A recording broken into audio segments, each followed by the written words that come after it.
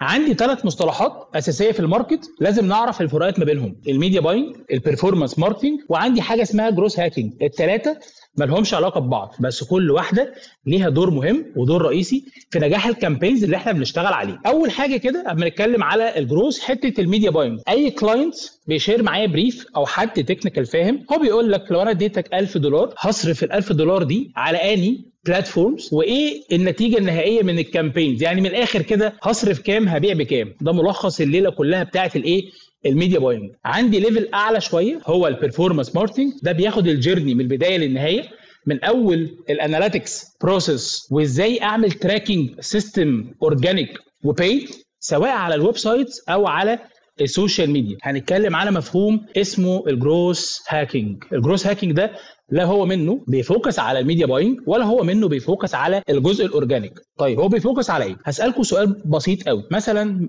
اخر الشهر ومزنوق شويه ومحتاج ان انا اعلي الROI او مصدر الدخل بتاعي مثلا، وبشتغل فريلانس، ممكن اسرع حاجه اعملها ايه عشان اجيب شغل بسرعه؟ اول حاجه بنفوكس عليها هي المايند سيت. مايند سيت للايه؟ للجروس هاكينج.